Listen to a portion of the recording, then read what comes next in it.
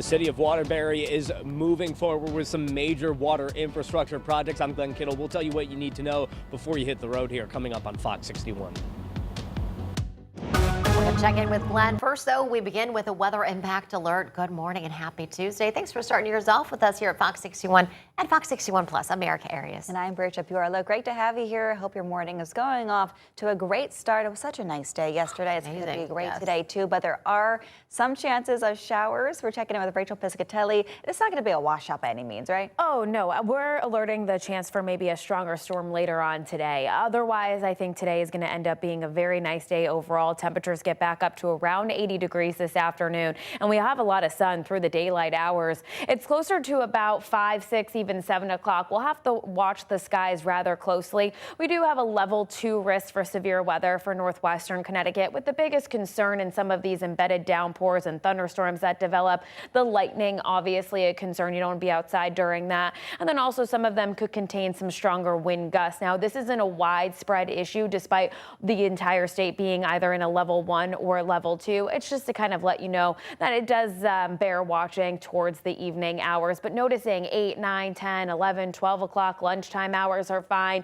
And even towards 2 and 3 o'clock, we're also mostly dry with a decent amount of sun. It's towards, again, closer to dinner time and then points after that where we do have to watch the skies closely for any thunderstorm activity rather scattered. 3 to about 11 degrees warmer right now. Temperatures out the door in the 50s to near 60. 56 in New Milford, 52 in Meriden, 61 in Chester now, and 53 in Norwich. It is a nice morning, afternoon. Temperatures will get up to around 71 degrees at noontime, into near 80 towards about 5 and 6 o'clock. And then again, watching that chance for some stronger storms. 82 in Southbury today, 81 in Naugatuck. We'll have 81 in Mansfield, 75 in Montville. Cooler in southeastern Connecticut, but still very comfortable. Numbers continue to rise over the course of the next few days. Wednesday and Thursday, temperatures will be in the mid 80s. So if you can't enjoy the warmth now, you'll be able to enjoy it the next few. We'll talk about where we go from here at your full 7-day coming up. Over to you. All right, Rachel, thanks. We're checking on traffic here for you. Taking a look all around the state: Hartford, West Haven, New London, and Meriden.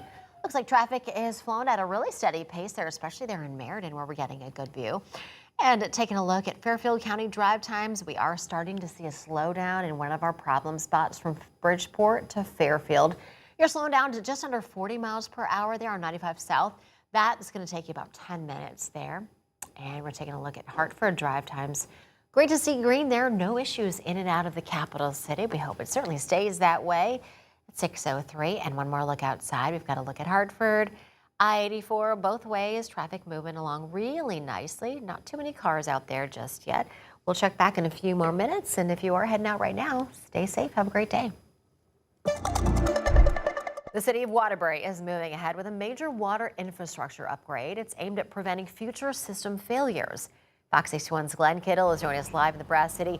Crews are getting to work this morning. What do people in the Brass City need to know? Glenn.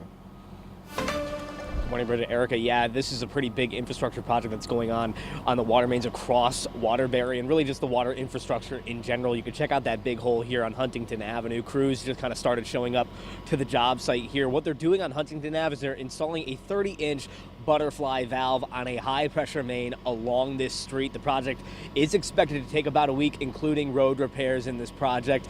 During that time, Huntington Avenue will be closed between Kaner Tech and the Public Works building, so drivers are going to know that and find alternate routes if they live along this route here. Now, city leaders say this project was originally planned for later this year, but was moved up after 2 major water main breaks last fall caused widespread disruptions. You may recall those were on Thomaston Avenue as well as right here on Huntington Avenue. Mayor Paul Ponaruski Jr. says the goal of these new fixes and upgrades is to get ahead of any future problems before they happen. Now, officials say the new valve will allow crews to better isolate problems if mains break, reducing the number of people impacted and speeding up repairs. Now, the city also says there are no expected water service interruptions during construction thanks to this built-in backup systems that are at the site. Now, residents are urged to follow those road closure signs and find any detours. We're going to continue to keep you updated on these water infrastructure projects because there are sure to be a lot of them in Waterbury happening this summer, as we heard in previous showings from the mayor. Live in Waterbury, Glenn Kittle, Fox 61. All right, Glenn, thanks. 6:05 now, and today in New Haven. The mayor's expected to announce new actions that the city is taking against a landlord accused of several code violations. The city says that Jian Chaoshu owns or manages more than 20 properties in the Elm City. Officials say dozens of housing and building code violations were found. She was scheduled to appear in housing court this morning, and after that, there's a city announcement that could revoke rental licenses for his properties. The mayor says the goal is to hold who they call negligent landlords accountable and also protect tenants. New search warrants have been unsealed in the death of a 12-year-old girl in Enfield. Investigators obtained these warrants so they can examine a cell phone and a tablet from where the girl's body was found. Fox 61's Tim Latow shares what police have discovered so far. And those two new search warrants reveal the mother was aware the victim had online sexual conversations. We want to warn you, some of these details may be difficult to hear. It's been pretty chaotic. I mean, the frequent appearances of the police. Neighbors say Elm Street in Enfield is still far from normal. The investigation into the death of 12-year-old Eve Rogers continues into a fourth week after she was found dead in her bedroom. Her stepfather, Anthony Federline, is in jail on $1 million bond after he was charged with sexual assault and risk of injury to a child. A previous arrest warrant states a DNA swab taken from Federline matched the one from his stepdaughter. Last week, we told you how a search warrant revealed investigators now believe there's enough evidence for a murder charge, but it's unclear just who that charge would be aimed at. We certainly will look at everyone who has involvement or could potentially have involvement in the case. Now this week, new search warrants reveal investigators believe Rogers' tablet and her 17-year-old brother's cell phone will be useful in the investigation and have been seized. According to documents, Rogers' mother was aware the 12-year-old played the video game Roblox and had online sexual conversations on the chatting app Discord. Investigators say these apps are commonly used by child predators to communicate with underage children. There's still a raw feeling for neighbor Lawrence White, who can't imagine what the kids next door might have been through. It's a very sad situation. Hit me and my wife pretty hard. We see the kids out every now and then. Even the parents interact with them. According to the warrant, Rogers had snuck out of the house in one incident, but it's unclear if she met up with anyone. Her mother said she was unaware of any incidents. The documents also reveal that Rogers may have been sexually assaulted 1 to 3 days before her death. White says it's been alarming to learn some of the details about the people he thought he knew. They were your regular neighbors. We helped each other with snow, things like that, and couldn't see this coming like a mile away. Results from a sexual assault kit and toxicology report still have not yet come back. We'll let you know when we learn more details. In Enfield, Tim Latow, Fox 61. Now, drivers in Meriden, listen up. Two heavily used exit ramps in I-91 North will soon be closed. Those exits are 16 and 64B. It's all part of a major state project to overhaul the 91, 691, and 15 interchange. One driver says he's ready for the improvements. We were told months ago about it. So we're people that, do pay attention, should be aware of it. So you make alternative ways to quickly get around. Yeah, I will just end up driving up and down North Broad Street and just get to where I have to be and avoid the traffic. Yes, there's always traffic, but you just deal with it. It's part of life. The state says it hopes the project will reduce congestion and crashes where traffic merges. President Trump has made several moves in the last couple of days that have angered Catholics across the country. One is a now deleted social media post that many are calling blasphemous. The other is a very public back and forth with the Pope himself. In Connecticut, about 35% of the population identifies as Catholic. Fox 61's Celine Arif asked some local Catholics to respond. The feud started over the weekend when Pope Leo XIV called for an end to conflict without explicitly mentioning the war with Iran.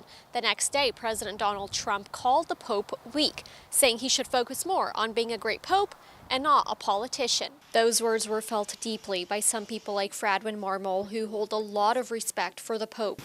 The president has no right to tell the Vatican what to do. Marmol is non-denominational but grew up Catholic. He says he's especially offended at the president for suggesting that Pope Leo was only appointed as pontiff because of the president. The Pope is not elected by popularity from the United States president. It's elected by the bishops in the Vatican, so that's not true. State Senate President pro tempore Martin Looney also had some words about the president's statement. Anyone who has looked at the process knows that Pope Leo was someone who was, in effect, being promoted within the Vatican by the prior Pope, by Pope Francis, from position to position. Looney, a lifelong Catholic, says the president had an extreme reaction to an ordinary statement the Catholic Church has spread for years. This Pope and all previous popes have had a consistent message about seeking peace, about seeking understanding, about respect for human beings of all kinds. On Facebook, the Archdiocese of Hartford shared the Pope's response to President Trump's words.